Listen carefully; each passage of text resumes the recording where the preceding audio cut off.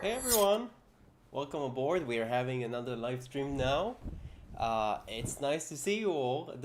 I've actually played a bit with the settings of this stream, so I should be able to see your comments a bit faster. I know we had some issues with that on previous streams, but the goal of today is to work to build worlds together. Um, I'm going to go more in depth on that soon, and I want us to wait for just maybe a moment until more people show up. But in the meantime, I have some cool things to show you because I got some new stuff, and I really want to show you guys. I got this new. It's a light thing, so it's very bright. So I'm gonna activate it here. You can probably see it. What's cool about that is that you can. Oh, it's very bright. You can actually set it to color. Let's see how you do that. I'm still new to this, figuring it out. No. Oh, it's blue now.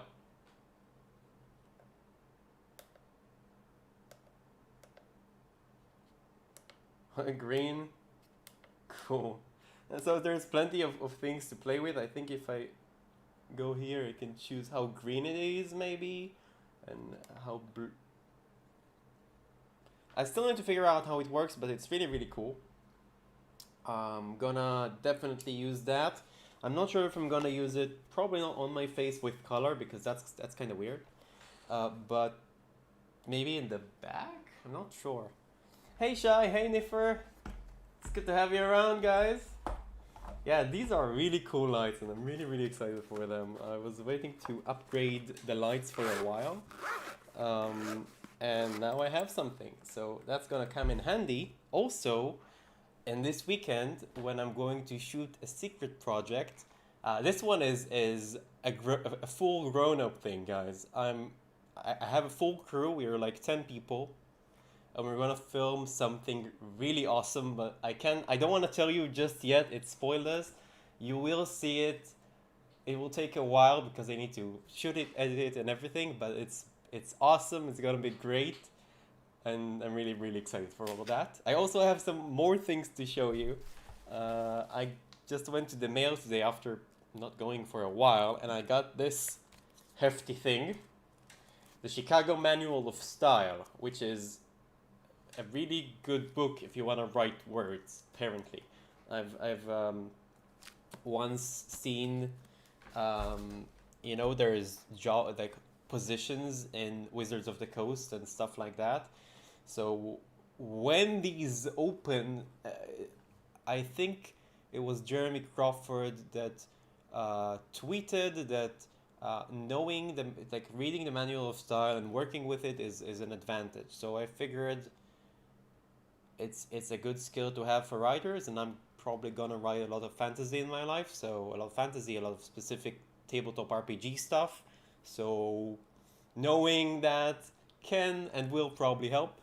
And last but not least, some of you already have seen it on Discord, but I've got a physical copy.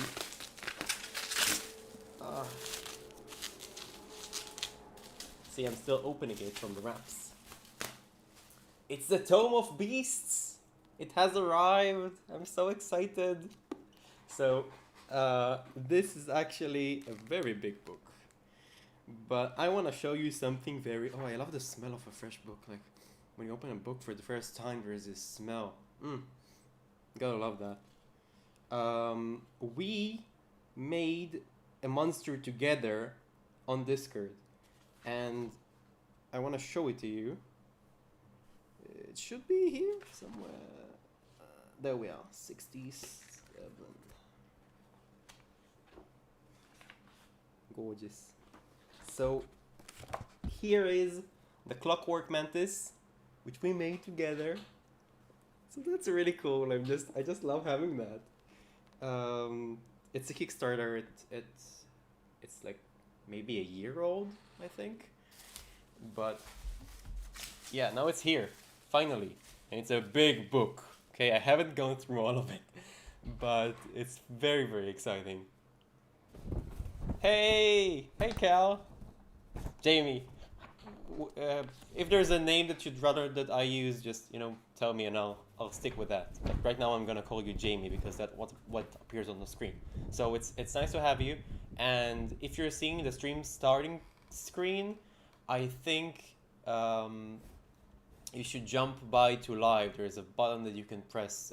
Probably that's weird because you'll see it in a few minutes.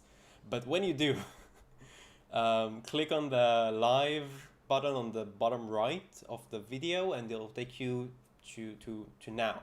Um, and then you'll be like with the rest of us. So, I've showed you all the cool stuff. And I think now it's time that we actually get to do some content and things. So, as some of you may know, Nawarmo is almost here. Nawarmo stands for National Worldbuilding Month. And it's similar somewhat to NaNoWriMo, which is National Novel Writing Month, but it's similar in that aspect that we are going to write a lot of words, but we're not going to create a novel. Instead, we're going to create our own world or develop a world that we already have. Now, we are going to do that throughout November. So we have about 30 days to write 50,000 words. That's about 1,700 words a day, or give or take. That's a lot of words. And it's something that I don't think it's recommended to just jump to it without any prep. So today, the goal of this stream is to help anyone who wants to take the challenge to do some prep to make the process of writing a bit easier. We're going to outline a world, some worlds. We're going to give some guidelines on how to do that, and we're going to talk with some people in the audience who will join me in voice chat, and we're gonna do all that very, very soon. Let's see. What else do I wrote notes, guys. I'm taking this seriously. All right. So this is I did this. Explain the format. Oh, I did. We're gonna do like I'm not sure how many of you are going to want to talk about your world live on stream. I know it's not the most comfortable thing for many, but I want to keep it like 10 minutes each, and we'll work with that. If you want to join and you don't know how, you can find the link to join the Discord server. It's in the description, I believe. There, once you go in, you can tag Nifernif or just write in chat, in the general chat, or specifically in hashtag Nawarmo chat that you wanna join in, and Niffer, our wonderful moderator, who's also here in stream, is going to help you do that. So that's how you can join in and talk with me if you want to.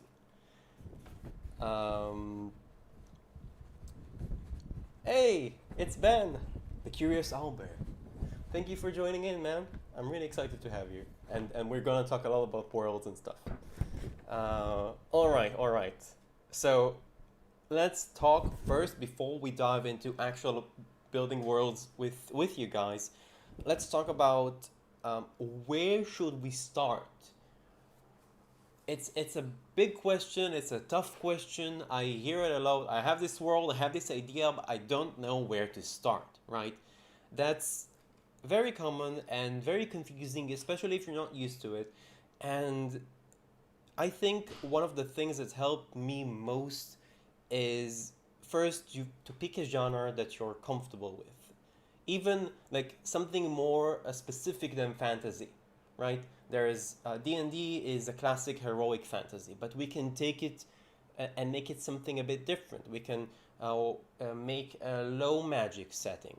We can whereas magic is rare, and maybe you cap the level of spellcasters in your world, or maybe the other way around, the high magic, high fantasy, epic stuff. Everyone has magic, or another theme entirely. You can make it a light horror campaign, perhaps. there are, I think there is a really, I've seen a really great example for that. A setting book, um, a horror setting book that was on Kickstarter. Grim Hollow, I think it's called. They're pretty cool. Um, and that's another example of like taking this genre and really focusing on it. And that will help you define some of the other aspects of your game. But once you have your genre, once you got this, okay, I'm gonna go with uh, um, classic fantasy. That's fine. There's nothing wrong with that, by the way. It's just different genres, and you can try different things. As the more worlds you build, the more opportunities you have to try more stuff. But you have your genre, you've decided on that, and now you want to work and create some headlines that you can work with. And what do I mean by that is start with the things that inspire you to like the things that made you want to build that world to begin with. So most of the time we have an idea that like we want to build a world with that faction, with like um, in a school of wizards, or um, in an entire campaign, if we're talking about Forgotten Realms, in the Underdark. Um, and let that theme sink in. And where to start when you do that. So you can choose a faction that interests you, that you want to be a good, important part of your world and setting. Like maybe there is a paladin order that you want to explore, or some kind of a church or a temple, or maybe something different entirely. Maybe a company of traders that you want to follow and see their expansion and growth. The world is really, really big, but the setting can be smaller than the world. So we're building a world and a setting uh, simultaneously, sort of.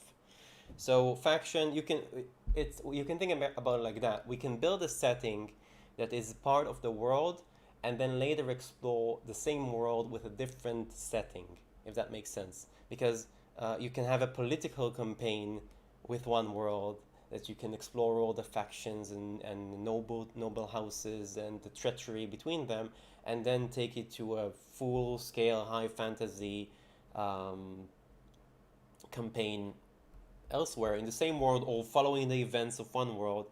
And it's the same world essentially, but different settings, if you will.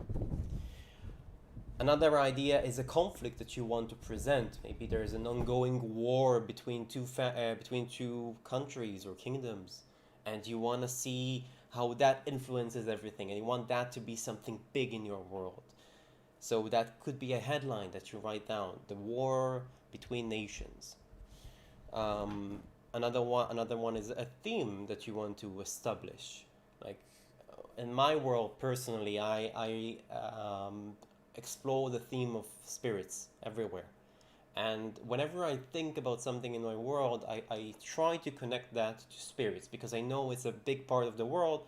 And the best way to show the players that it is a big part of the world is bring it in from many, many directions and make it apparent everywhere.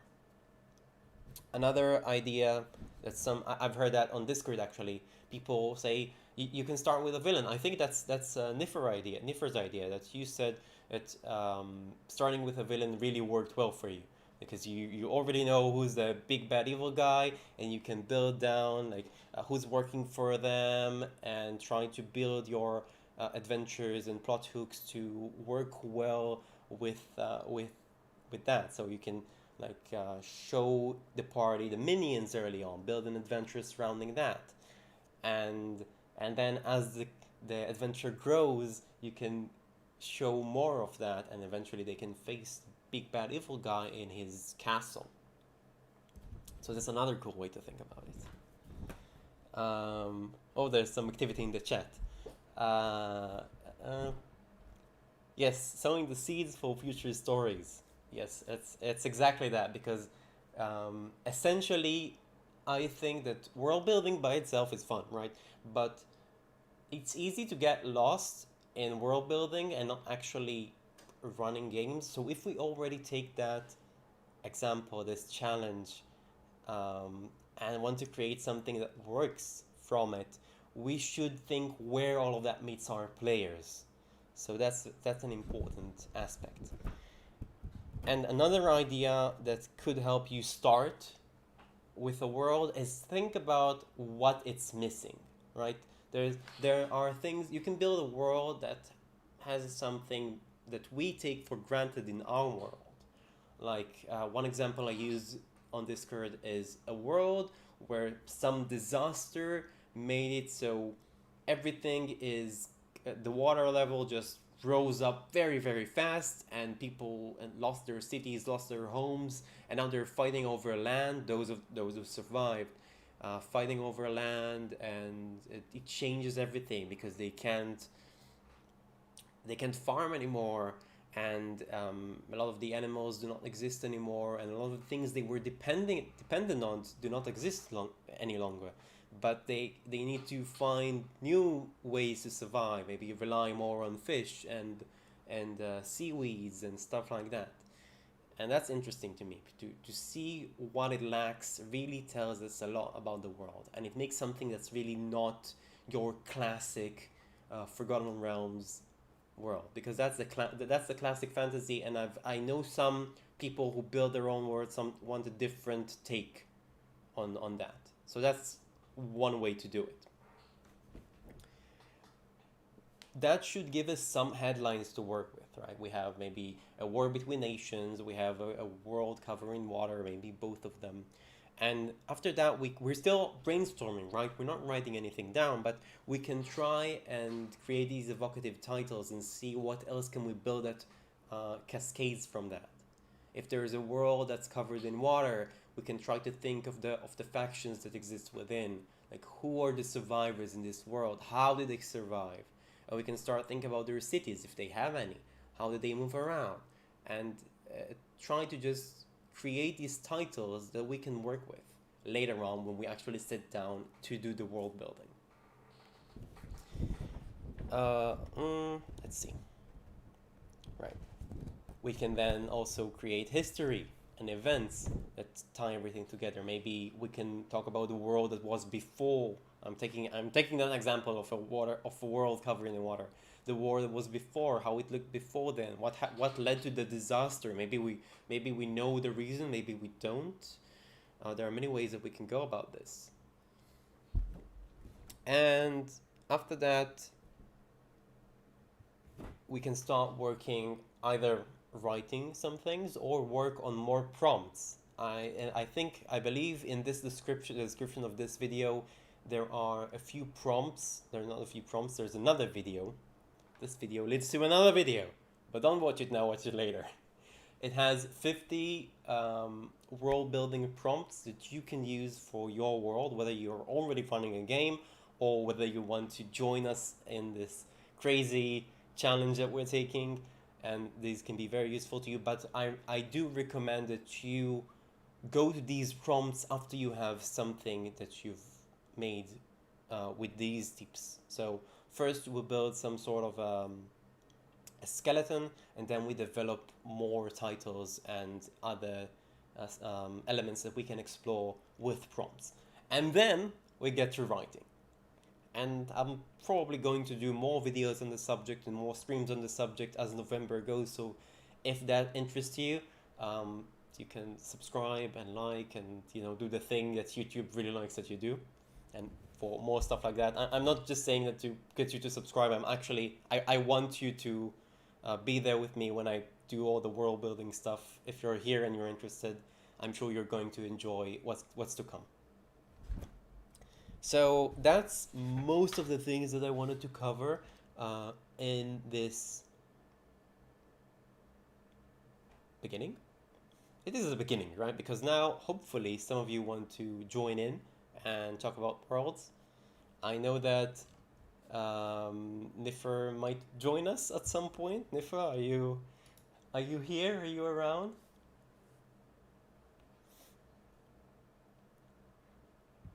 Yes, wonderful. It's good to hear you, Nif. It's been a while. It's been a while.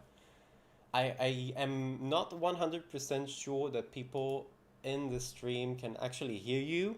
So if you're in the stream and you're not hearing Niffer right now, let me know.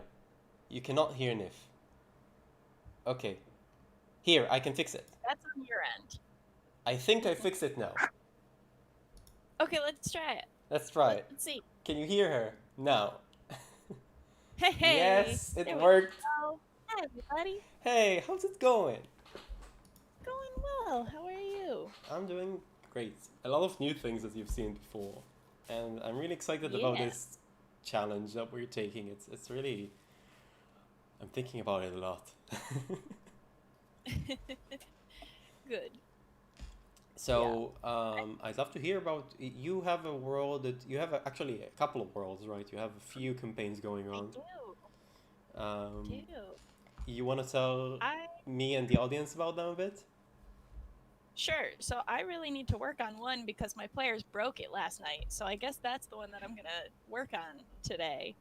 Um, it started with a magic school, and so the way that I world build is I always just start with a question of like, what if there was a school exclusively for magic, but what if that school was a front for some bad wizards? Oh, I And like. so then I'm like, okay, they would do experiments in secret rooms and da, da, da. And so I was like, yeah, this is where my players will be. And then they promptly misbehaved and got themselves kicked out of the school and then are now wandering around the town. So I'm like, okay, I need to build out the town more. Right. So I think that's the version of they killed my entire NPCs for like a murder hobo campaign. Like, what? How did you get yourself kicked? Oh my. yeah, So it, now it was you an had all these adventure. plans for the school and what's I going to did. happen, and things happened and they got kicked in a way that Things they wouldn't happen. be back. They wouldn't be coming back, I assume. Yeah, unless I can figure out a way to draw them back in, I gotta relocate the story. All right. So, So you we can definitely work with that. You already have a lot about the school and what's going on know, over there. Maybe we can still capitalize on that for the future game, for the future of your for game. sure. Maybe we can now that they're out, maybe someone from outside knows what's going on in school, or maybe they can figure out what's rotten there and look at it all from a different angle. Do they have any characters that they like that are still in school? They, the deal. They just kind of walked right in and started making a nuisance, and so now all the students are annoyed by them, Oh boy. and they are annoyed by all of the students, and they they like the dean of the school. They're like, the dean. The dean can help us. They don't know the dean is the bad Oh boy. guy. So, that's fine. So None of the my friends will watch my streams, so we're safe here. yeah, all right. So if you are a part of the game, please Yeah, please um y- stop listening. yes, stop listening now after we reveal that who's the really big bad evil guy of the campaign. But so they aren't likely to care about someone in school except for the dean, of course, but you know. Yeah. Yeah, they So did wander and they did find like a tavern, so we have one bartender that they like a lot. And that's about it. So it's, the bartender of a college town bar, essentially. right. So he's being all friendly with them. It's It, like, okay. So yeah, it'll be very interesting. Ben in chat says perhaps there are others who work against the school, and that raises a good thought it is. because It is a good this idea. is yeah, because this is a school that has been around for a while, and there's always been these rumors of like, oh, they're probably up to something sketchy, but who can tell what? So that's a Exactly. good idea. Maybe there's former Threaten students people in that the chat. discovered what's going on and they left, and Ooh, now they formed that's some a good idea. other faction that's trying to oppose the school. So that could be something that you can work with. Maybe actually, if it is actually a front for evil wizards, maybe we can think about what terrible experiments they're doing that could Mm-hmm. turn horribly wrong, Yeah. and maybe work on that. Maybe we can you can take some of these events or happen like consequences of something Yeah. that went terribly wrong with an experiment, and have it affect the surrounding, the environment, um, to show everyone exactly how evil and wrong this is. So that's another angle that you can use. Yeah. Um, now, So, I still want you to be able to use, like, you probably planned how the school looks like, or mm, you have probably a lot of ideas on how that works. So maybe we can still use that if you plan for some sort of, like, plant a MacGuffin that maybe they need to steal from school, go in unnoticed, and do a heist of yeah, sorts, so you can still use all your we knowledge are about big the on school. Hmm? yes. We are big on heists. Yes. So that's cool. That can really work, and then you can use Yeah. a lot of the prep that you already have, Mm-hmm. and you can. I think we can find a version that actually ties all of these together. That's very cool. Yeah. Do you have any more, like, sparks or thoughts, or maybe you probably had some ideas even before coming in to chat with me. So Oh, well, yeah, for sure. I'm always thinking. right, Um, we DMs always think, like, we can't we always have to be like thinking. just before we, I don't know, I just, when I go to sleep, there's like 30 or Yeah, 40 minutes that I just, my mind yeah. wanders off to What else do you fantasy think about while worlds. you're driving? You know, Right. that's what I do. I world build while I drive and just all sorts of stuff like that. And funny Um, silly voices. oh, exactly. Yeah. So this world actually came about from doing a specific type of campaigns for new players where none of them knew how a character sheet worked. So I was like, "Nah, you all have amnesia. You don't know what your skills are, and you'll find out as you try them." And so they would get to kind of fill in their character sheets piece by piece. And so the premise became there's this institute of like scientists that are giving like capturing people, giving them amnesia and being like, hey, you have to work for us now. And Oh, so that's been the urban legend, is like, oh, there are these brain broken people that are assassin boogeymen type people. And so yikes. that's always been the urban legend in this city, is they do experiments there, but nobody's ever been able to prove it, and it's just really this urban legend. And they've been doing really good things as a front, and so it kind of evolved into, okay, what's another good thing that they could do? Okay, they could just have a school as well. So that's kind of evolved from, like, they used to be a research institute and now they're a school. And so it's just kind of been through the different adventures that I've run people through, that's what this organization has turned into. And So it so, evolved over time to being what it is now. yeah. And now nobody has amnesia. Yep. And so I can put more plot things in. Oh, yeah, that's handy to Yeah. have. I mean, Mm-hmm. amnesia has its downsides sometimes, I think, because uh, it's a might be a bit weird for the players to tie a backstory in, but it also have that Yeah. amazing benefit that you can just, yeah, it happened to you, just don't remember, or you did that but you just don't remember, which can be weird, Yeah. but if you use it right, I think it can be really awesome, and I believe you're using it right. So And it really wasn't a like, oh, this is a long term campaign. It was, this is your very first game. So we're just going to walk you through a character sheet like this. And right, then they kind of got more comfortable with and actually and being then that happened. storytellers. Yeah. And then that happened. And now they are comfortable with things. Now they're too comfortable. So probably, well, I think you have a bit more ammunition now to go Yeah. there, and I still think we can think about it more, like what exactly are the experiments that they're doing there, like, Yeah. are they harming the students, are they using them as materials for their Mm, for their like sacrificial rituals, and yeah. what do they I get in definitely return? like the idea of the like I like the idea of the students that have graduated that are suspicious of the school. I haven't thought about that before of like, oh yeah, they would exist. But they would exist. Right. Unless Good nobody things. really graduates.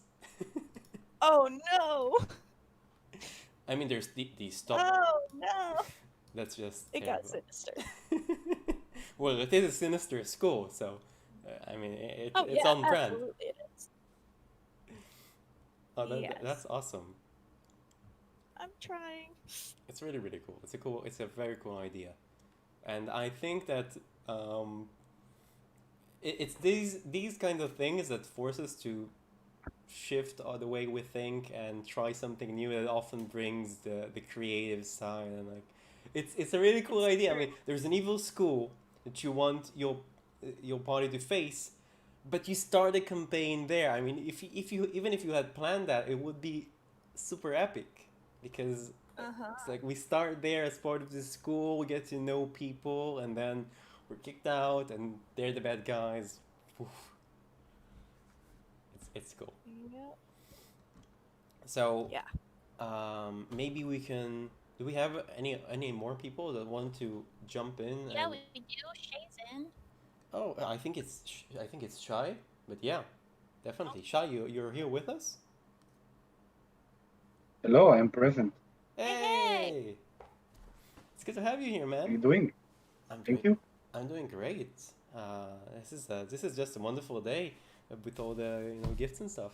How are you doing? Mm-hmm. I'm fine. I'm chill. Chilling? I've been working hard on my map, and now I'm taking a break for the stream. Yes. Oh, before like there's Ben in the chat. I wanted to you just got me like a second earlier. Um, there is these are good ideas and never saw them, so you're good. Okay, Shai. So Shai, can you tell us a bit about your campaign, about your not campaign, your world or setting? Sure. So my world is my current campaign. Um, Basically, world building for me started 8 years ago. Before that, I only DM'd, GM'd for cons in conventions, Right. and in my teen years, some D&D. Yeah. So this world right now is an established setting of an RPG. All right. It's called Legend of the Five Rings. There's a Right. new edition. Right. We've seen a lot of Shai's world on Discord, and you make all these really beautiful NPC maps, like a bunch of NPC pictures and their names, and it's a wonderful handout to have as a GM and also to show the players because like if you can think with people in some situations, it can really create something that's alive. That's really cool. Yeah, So especially for the process itself. When you're writing it, you're just you just have all throwing these ideas people on staring the at board. you, like Thinking about them, how they sound, how they stuff like sound, what that. do they say, what do we do right now. I think it's a really handy tool to have. So kudos on that. All right, I'm not very familiar with Legend of the Five Rings. To be perfectly honest, I do know it's inspired by Japanese culture. Same as I think there's a book that's called Legend of the Five Rings. That's an original historical book of samurai culture, maybe. Yes, it's about a swordsman who put all of his ideas about swordsmanship and life in like a code, in like a book about these five elements. The Right. five, So uh, but it's kind of the Legend of the Five Rings itself is also Japanese, but it's also Chinese and all kinds of East Asian stuff, oh, all mixed together. But it's prominently Japanese and very samurai. how is magic in this world? Is magic prevalent in this world? Is it available for a lot of people? So no, it's kind of a gift. You have to be born with it, and if you're born to the right family, you might have the ability to talk to the spirits, and by that perform all kinds of actions that are basically magic. And also Cool. considered clergy in All right. some ways. It's very spiritual, and it's called shugenja. It's not exactly what it means in Japanese, but it's a performer of miracles and stuff like that. Right. So it's a different form Um, of magic than the talking with the spirits and doing the these. There are different kinds of magic. Some rely on spirits, some rely from the clergy, but overall, it's not something that you see every day. yeah, exactly. It is a magical and mystical world, the Legends of the Five Rings world. But yeah, it's very rare to be a magician. You have to be very specific someone, or if you're playing a very specific mystical game, it could be very present. Could be very present. Right. If you choose to make it the Spirits focus everywhere and stuff like that. of your adventure, Yeah, you can really play with that because spirits in the Japanese and Chinese mythology and culture and stories are very much present. We can see that in like all the anime and trying to capture some of that. But yeah, even Western stuff. exactly. So my next question for you is, um, what conflict is uh, you're running this campaign right now? So what conflict did you bring to the spotlight in your campaign, or conflicts in plural? So it's a great question because it's really about the mystical side of this realm. Right. There is a government position that is defunct. It is supposed to be governing all kinds of mystical elements in society, Right. but it's currently defunct because of politics. Basically, I don't want to go into detail Right. Yeah. too So much because it's a lot of terminology. all right. So there's like a mystical police of sorts that's not really doing its job. Am I um, around? Yes, it's basically two clans who have very mystical influence in this world, and they are mainly the Shugenja family. All right. And they did some political stuff to make sure that they are in control and not this mystical arm of the law. All right. So that's And the party tries to revive, or unbeknown to them, they are going to revive and make it better again like for make it everyone more and not just in the hand. make the magic in the world a bit more accessible. If Uh, I'm correct. could be, could be. That's a good idea. Could be. It's very in the hands of the players eventually. Right. So there's the main one of the conflicts. I'm not sure if it's the main one, but that's this family that holds a lot of power and magical resources. That's making sure that they keep their position and prevent others from having um, access to magic as well. And the characters are trying to like stop them, prevent that from happening, and maybe take magic from themselves or give magic to other people and stuff like that. Am I sort of around it? Yeah, that's definitely correct. It's even what the last part that you said about deciding where the magic goes. They're going to come to kind of arc that might have they given the power to decide. They can give certain items or certain powers to certain people. I really like giving those choices so they can kind of design the world as they go All with right. their choices. I think we already have a bit, so we can try to start asking more questions now with that basis. Mm-hmm. So there's this family that you already are probably familiar with, and maybe Two. the yeah, and the two families, all right? So that are in that, and the players right now are they familiar with these families and that the fact that they possess these powers? So historically, they know. Some of the characters have asked that question about those families. What are their assets? How influencing are they?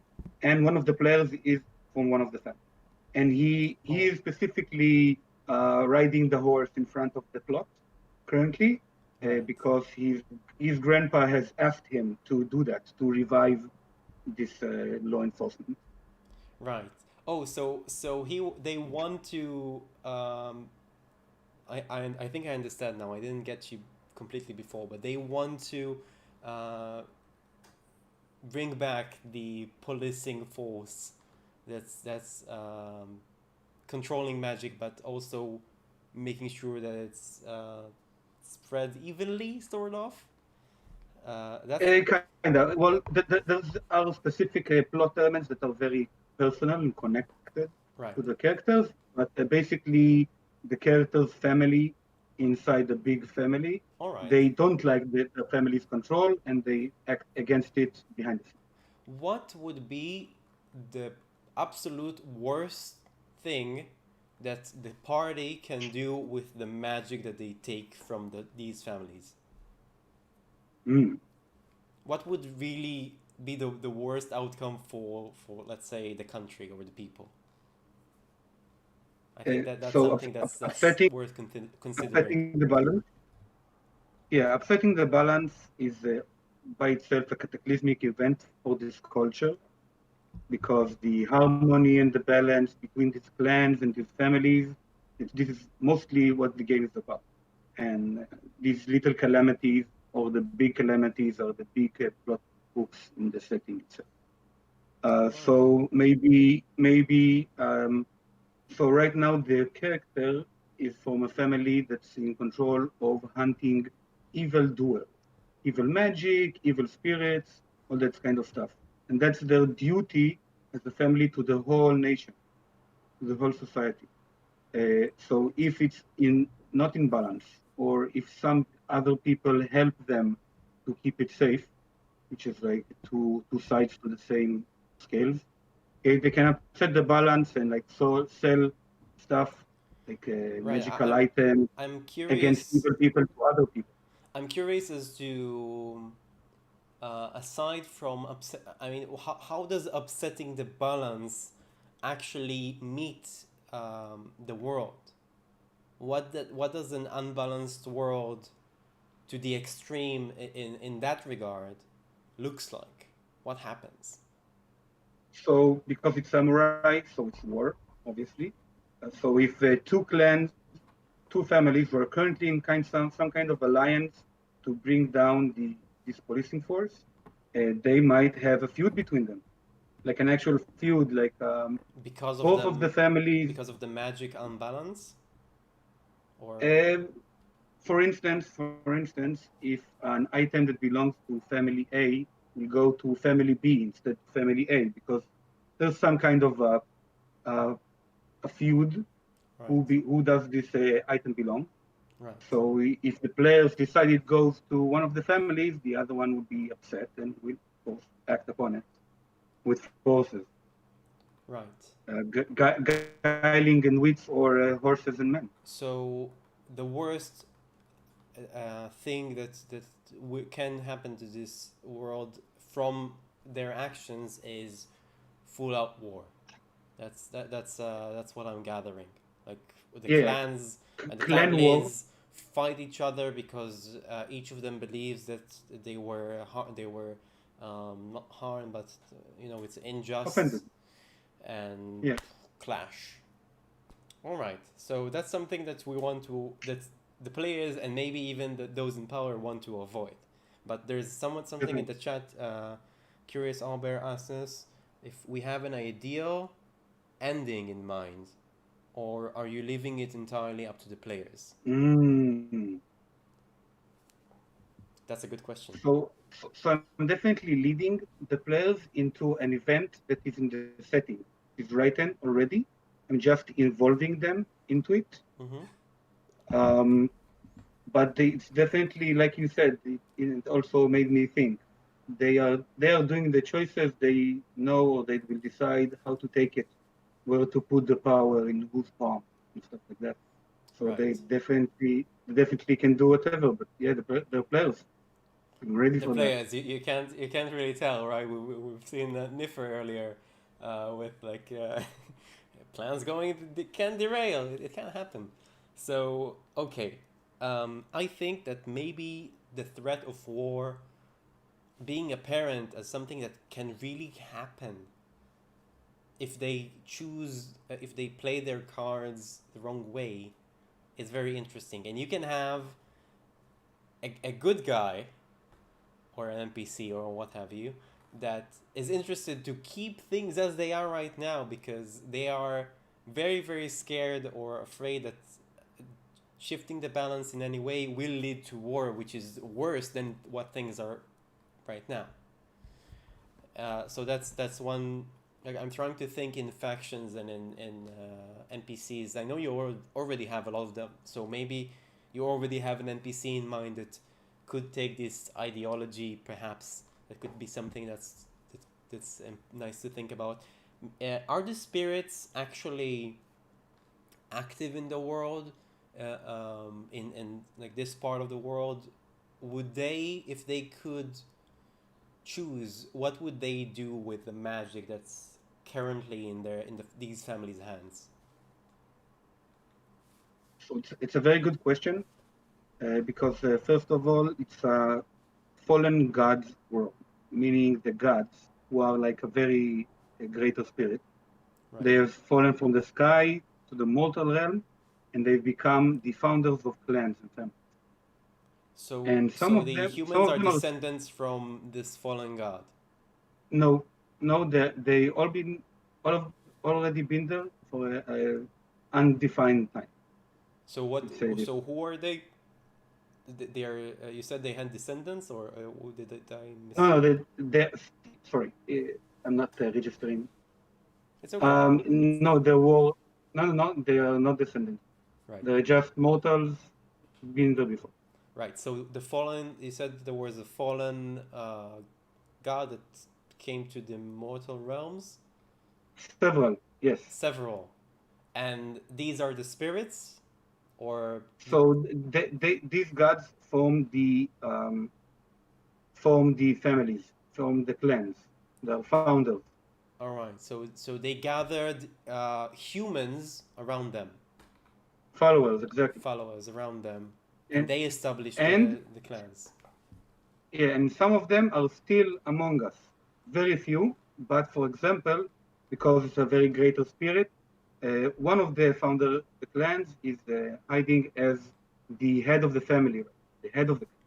No one knows about it, but he sends all kinds of samurai to all kinds of paths to intercept visions he has, because his godly element is basically foreseeing the future and being wise because of it. All right. So he sends agents against keeping the harmony and balance in the world. And the players already kind of saw like stuff of that, but obviously they're not. You're not aware of the full scope of things. Yeah, out of character they do because they need to familiarize themselves with the world, but in But there character. are other spirits aside from the fallen gods, right? There are spirits everywhere. Are there any gatherings or factions of, or any leaders among the, let's say, lesser spirits, comparing to the gods that form the Sure, clans? sure. Do they? There are two realms of spirits that are beside the realm of humans. One of them of mischief, and one of them is animals or Would any of them be innocence of animals. organized enough to have an opinion about the magical state in the world? Uh, Magical, Or yes, about more about themselves, but they are more concerned about the mortal realm and its being whole and humans being producing and prospering. so you could have another side of this conflict to add the lesser spirits and how they view things in regards to the families holding magic. That could also be something that might be useful at some point. I feel like you have a very very developed world already, so I'm having it's already taking me a while to like get on the same page with you and starting to I'm trying to question and shoot ideas. Let's see what else maybe we can think of. I had the same problem when I answered the prompt list, and I really tried to write it in short sentences without terminology. It's really Right. one So of the you already answers is did all the just prompts. war You're ready to go. uh, to get warmed up for the stream, of course. uh, Uh, but yeah, most of the lines there are just war against evil god, thousand years ago. Right. It could work in a lot of different worlds. It doesn't really mind the setting. All right. Japanese, Chinese, We have a question Hebrew, in chat. Hebrew. Oh, interesting. We have a question in chat from the Curious Albert. Thank you for being so active, man. Does the world ever respond with cataclysmic events like earthquakes or forest fires? Uh, To imbalance, so, for example. so another bullseye. One of our players is having visions of a tsunami that Oh. might happen, or is it a metaphor? Hmm. And also, there might be an earthquake or a volcano eruption. One of the biggest nature elements in the world is a volcano. Oh, I see. So A very big one. that might actually happen at some point. Do you plan for that to happen at all? Like, can you like think probably after this arc or this arc, this is can possibly happen? The tsunami, yes, mainly because it's part of the setting and the campaign is like a roadmap between the stuff that already were in fictions and stuff. That's really cool. I sometimes like to think about what happens to a world where there's or even not just a huge world, it's just a setting, a lot of characters that you're familiar with, that something disastrous happens, and you have to figure out how the new world looks like, who made it out, how did they make it out, how are they going through it, how can they recover, much th- like events that we see nowadays, or maybe a few months back with the forest fires.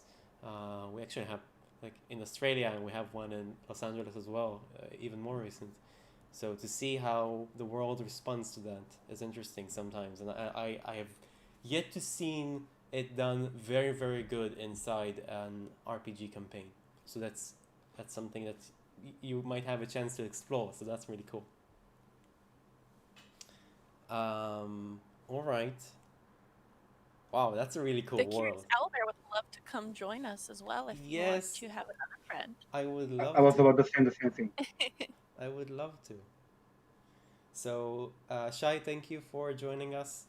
It was a pleasure. Your world is super interesting, and Yeah, it sounds super fun. yes, and we'll Oh, revisit it thank you. again on in Good. Discord, I'm sure. And I will give I will give a sneak peek. We already have recorded. all right, wonderful. So, Ben, are you here with us? I am. How's it going? Oh man, This it's is like been a so talk show, and I long. love it. It I has. missed you, man. I wanna Yeah, play. I can't wait for Season two. exactly. For those in the chat that don't know, the Curious Albert, myself, and a few more awesome people, we play together the Dragon of Ice Spire Peak. Just maybe it was like a year and a little over a year ago, I think. And Yeah, I think it's more than a year now. yeah, and we really want a season two. Yeah, uh, and if you missed that, definitely go over to One Crit Wonder on YouTube. yep, It's still up. You can check out the VODs. yep, they're excellent stuff in there. So after the stream, definitely go and check them out. But we are here now to build worlds. So Ben, would you like to tell us a bit about your world? Sure, and I think it might be best to kind of go a little like piece by piece here. Right. My world is an ongoing campaign for probably about 2.5 years now, and I've been working on the world a lot longer than that, so it's a little complex. Yeah, it's fast. My real goal with this world was to build something that worked for me, but was very similar to the world of Faerun in the Forgotten Realms. Mm-hmm. So the big challenge was creating a place for everything to exist. Right. That's a challenge. And of course, it had to be huge. So very briefly, I went through the entire history of the creation of the Forgotten Realms, and I adapted it to my own personal world. So one of the main influences in the creation of the world were 4 primordials, each representing one of the main elements: wind, earth, air, and fire, or Alright. water and fire.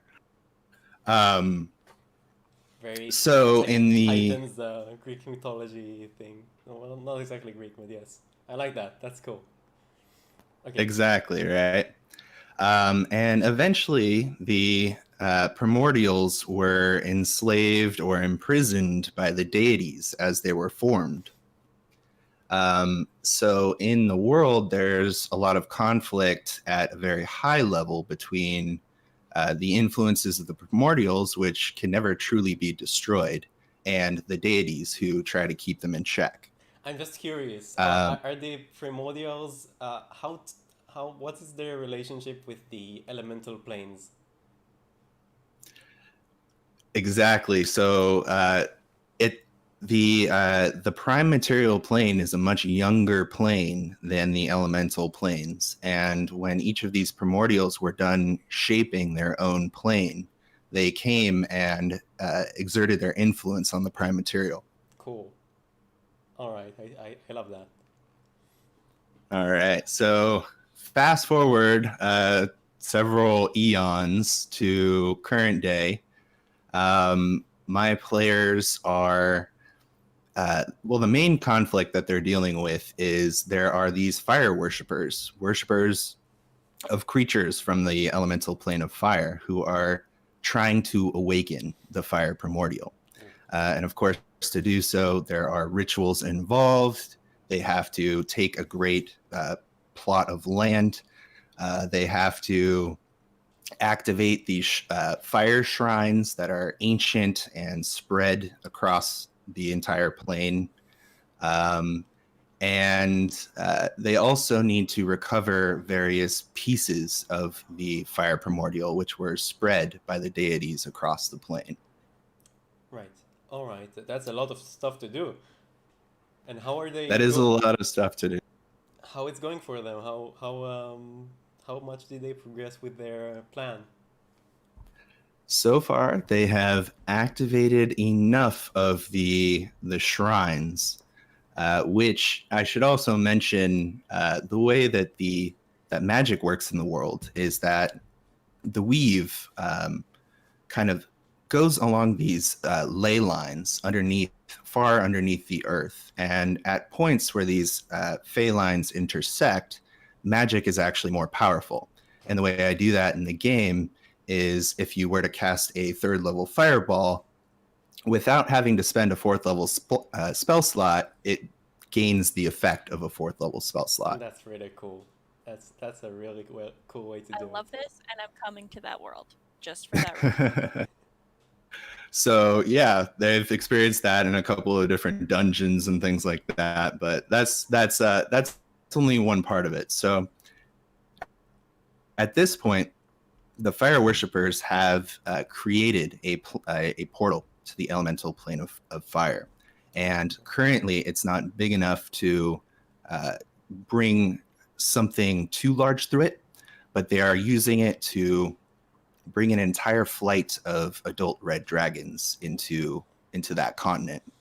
Yikes. And of course, the red dragons are causing massive damage to all of the other civilizations on that continent. I also think that like dragons change the world around them a bit, right? They have that kind of regional effect. So if you bring enough dragons, maybe the portal could increase in size, and eventually you can bring even bigger stuff. Exactly. So that's cool. So that's the large scale conflict. But of course, leading up to it, I think my players are about level 13 right now. There's been a lot of political conflict. I have 6 different continents, and they each have different kind of political landscapes and people who live there. Yeah, big worlds. Well, you've run this campaign for a while now. Okay, so I have. I have some ideas and questions that already popped to mind. So first thing is, um, what are some other consequences that could happen? Let's say that the players manage the dragons. What are some other consequences that could happen following the actions of the followers of these fire worshippers? Well, namely, and I'm hoping that my wife can't hear me downstairs. The fire primordial slumbers under a massive mountain range of active volcanoes that will erupt and cause massive damage. He's asleep in the material world? He is. He's trapped Ooh, there. I see. In fact, all of them are. I see. That's very interesting. So maybe you could have some other volcanoes start to, become activated as a sign that the primordial is starting to wake from their slumber and push the players to Hmm. really think, oh, we have to do something. Exactly. That's something really cool to work with the environment and that, because primordials are like they are a really big part of the world. They have so much power in them, and it's beyond their physical might. It's like they are, at least in how I see them. Like I also have primordials in my world. They are a living part of the entire fabric of creation. In a way, I think it waking up can influence so much more than just the volcanoes that erupt following it. I think. I don't know. I don't know how it works over there, but it can be. Yeah, exactly. A lot of these events are also coinciding with something else you mentioned earlier in the stream, high magic. Right. That was a factor much earlier in time, but of course there was a spell plague in my world, and since then magic has been limited. The players are kind of discovering influences of this high magic coming back on a month-to-month basis, and things like lakes have risen a few inches, which might not seem like a huge event, but it changes lives. That can flood cities. Yep. Yeah, I like Zenith's idea in the chat. Some acid rain or some smoky volcanoes. Cover Yeah, cities in cities soot and covered in soot and ash. ash. Yes. Yeah, I love those ideas. I think those events will likely happen a little closer to the culmination of the ritual. That's so. I love that you have a timeline. That if they do this, then these events happen. The cities are covered in soot, and if they continue, you know, just this. I like having a timeline of what would happen if the bad guys succeed in the plans. Eventually, in your world, like, if they go uninterrupted for long enough, they could probably destroy even the world with waking this primordial, right? But Exactly. but it's interesting to That's think about. the ultimate end game. They're getting a little bit closer to summoning something called a pyroclastic dragon from earlier editions. I'm bringing it back into this world, and if you're not familiar, it is a creature of absolute destruction, living fire. Oh, excuse me, living fire, and spewing volcano with its breath, or lava with its breath, that kind of stuff. That sounds very epic and appropriate for 13th level character, because it's really hard to challenge them in these levels. You have to bring several dragons. Exactly. Well, we've got the son of a nobleman who's trying to win over his family. We've got a master engineer who is in charge of a lot of dwarves in a workshop, so they've got other stuff to do.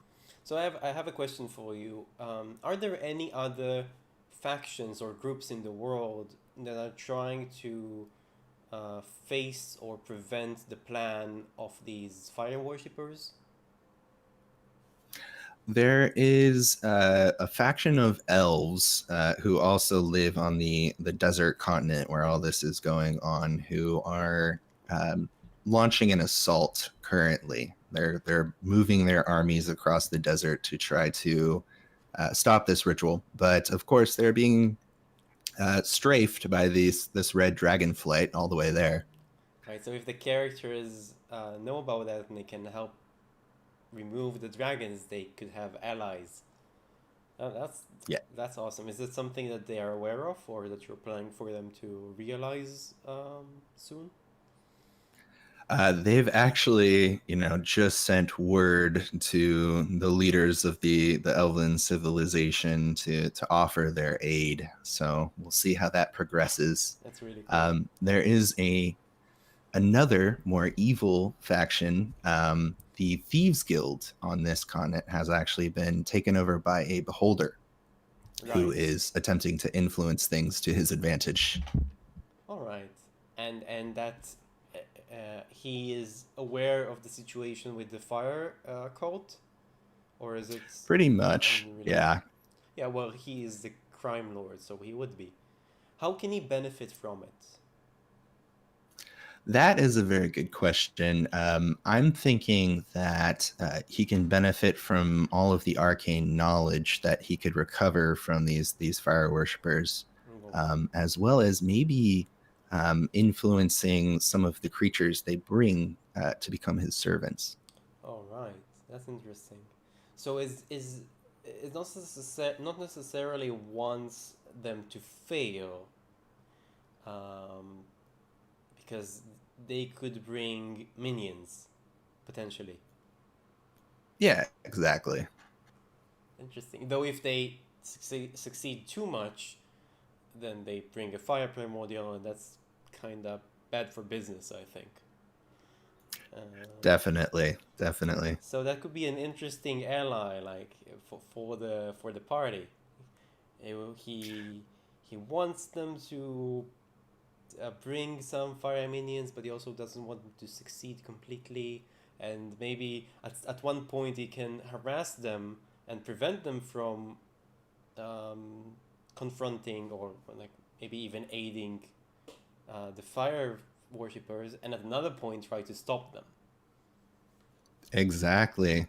And the players have actually already come into contact with the beholder and failed to kill it. It kind of caved in its own lair to escape. Ooh. So he doesn't like them. Doesn't really like them, but he was trying to convince them to help him the whole time they were fighting. So we'll see what happens in the future. Interesting. That's interesting. Well, he could send new NPCs like they haven't met that work for him, and the party wouldn't know. So that's one way to go about it. Agents. They're off. They gallivant around a bunch of different continents and actually have been kind of avoiding dealing with the dragons up to now. So things are getting worse. So what are they actually up to now? Are they trying to do it to go after the dragons now in the campaign? Well, so like I mentioned, it's a very complex storyline, but the heart of this fire primordial is currently resting deep within a dungeon, and this dungeon is built essentially with concentric circles that move on at random intervals. So it's called the Living Dungeon because it's never the same dungeon twice to anybody who comes in. Nice.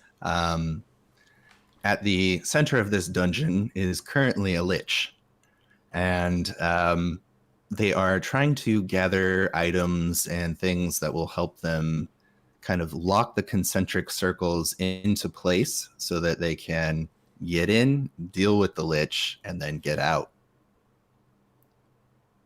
All right, but so the lich is wait. I think I missed something there. The primordial is tied to that dungeon, and there's also a lich in there.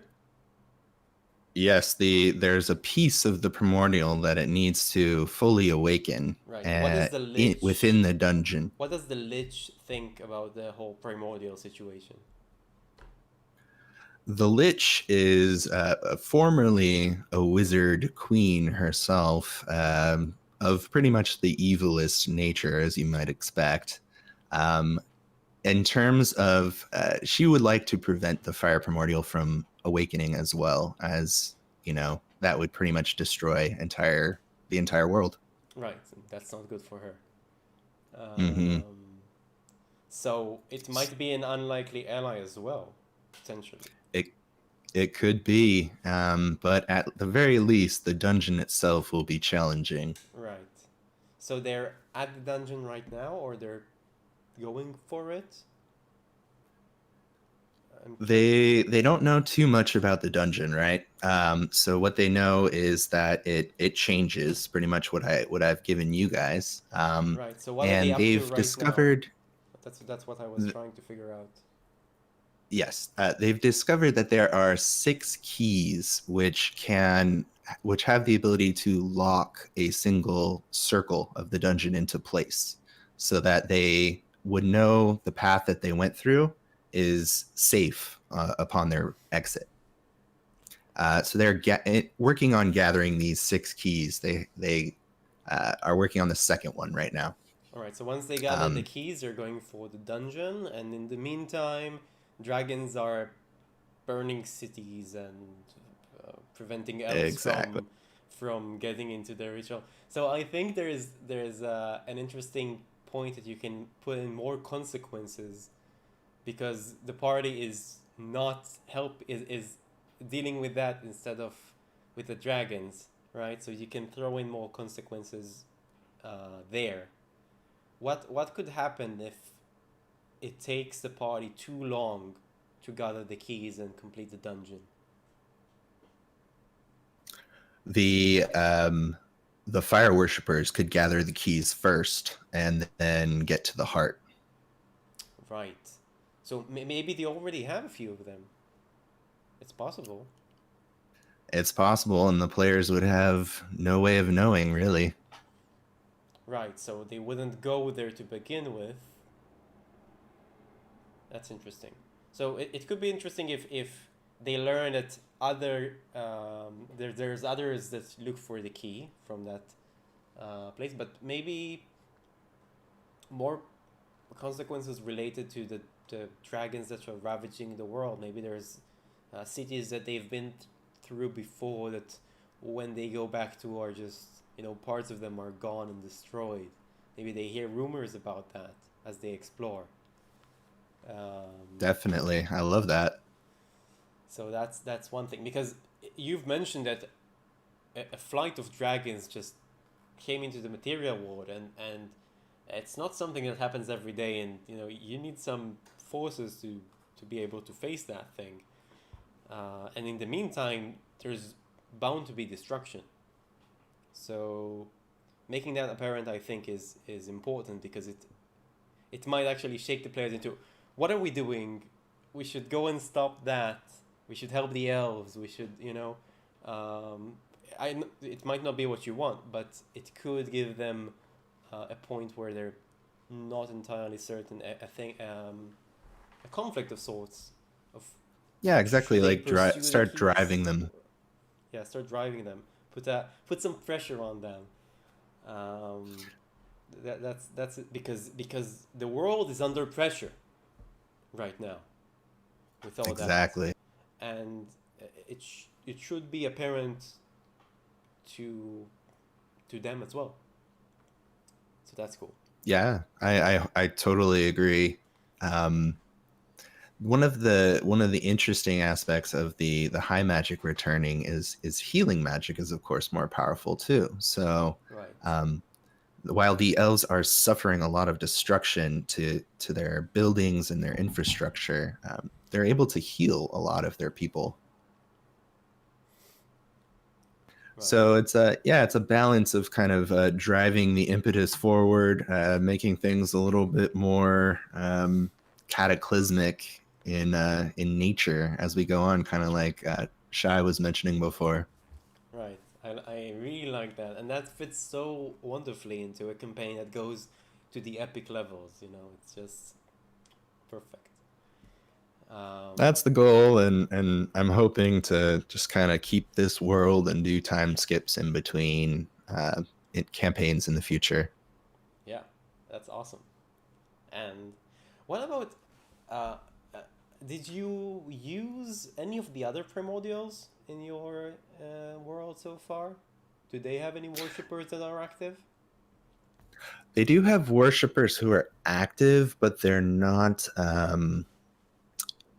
generally speaking, where my players have spent most of their time in the campaign. They are in far off lands. Right, so they're not relevant to the current setting of this campaign. Yeah, it's hard for them to gather information from that far off. So I see. Because that would be interesting how they think about the fire worshippers succeeding in their plan. Do they actually want that to happen? That's interesting to think about. it is. Huh. I really like where the campaign is going. I feel like you're going to give your players an amazing time. So I'm not worried at all. I'm trying to Well, I'm trying to think of like, do I have more prompts or ideas or things? But you have so much already, and we've answered a lot of it. So I don't have any more ideas just jumping into mine. But it sounds epic, and I'd love to hear more about it. But I think for this stream, it's been a bit of a while now. Yeah, my bad. Sorry about that. I just I not you. was happy to share, and Yeah, I'm really happy that you came by. I'm talking about, like, for me streaming for over an hour. I'm just starting to feel it. understand that, man. Yeah. But wow, that's an amazing setting, and I'd love to hear more about it some other time. So thank you for joining in this chat, and thanks everyone for staying with us on stream. You guys were cool for all the comments and prompts and stuff. We help each other build better worlds, you know? So You have definitely. yeah, and it's a lot of fun, and we're going to do more of these. I want to do more streams. I'm gonna try. I can't promise every Sunday, but I'm going to try to have most Sundays stream, and during November they will be world building oriented, obviously, and more of that in Discord. If you haven't joined our Discord yet and you want to, now is a good opportunity, and you want to develop your world. Most of the people, I think, yeah, all of the people that were here actually are on Discord, so we can talk more about the worlds that we've seen today or your world, and you see, we love to throw ideas at each other, and it's just helps everyone create a better world and a better experience for the players. So thank you. Remember that you are awesome. Keep being awesome, and I'll see you all on the screen. Bye. Good night.